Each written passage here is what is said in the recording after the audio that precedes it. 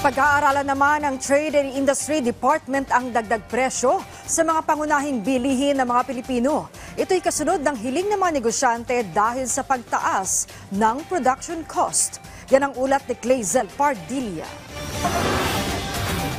Sardinas ang madalas ulamin ni Renaboy at kanyang pamilya tuwing kinakapos ang budget. Malaking matipid. Kasi yung isda ngayon, magkano ang kilo niyan? 200 mahigit. Samantalang sardinas, mabibili mo lang sa 30 pesos. Kumpara sa ibang ulam, ano siya, mas afford. Ayon sa Department of Trade and Industry, 6 na pong shelf-keeping units o produkto ang may hirit na taas presyo, gaya ng sardinas, tinapay, water bottle at sabon na bunso daw ng paglaki ng gastos sa raw materials at logistic. Ang Canned Sardines Association of the Philippines, mag-iisang taon nang nakabinbin ang hiling na 3 pisong dagdag presyo ng sardinas na bunga ng pagsirit ng production cost sa tamban, lata at petrolyo. Hindi nila inaksyonan yung request ng mga sardine manufacturers. Kaya nga kami nagre-reklamo na ang dami na nagkakanlulugi.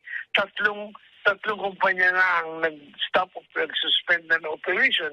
We want to awaken the DTI. Nakausapin kami.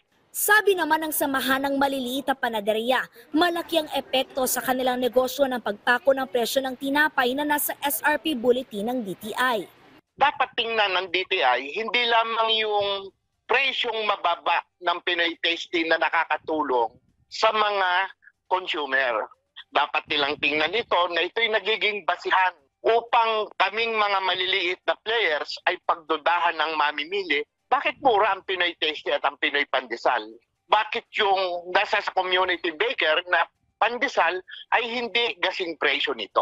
Nakaka-apekto sa bilihan namin kapag bababa ang presyo ng Pinoy Tasty at Pinoy Pandesal dahil nagiging point of comparison. Pag-aaralan ng DTI ang hiling ng mga price adjustment pero hindi raw papayagan ang higit 10% taas presyo.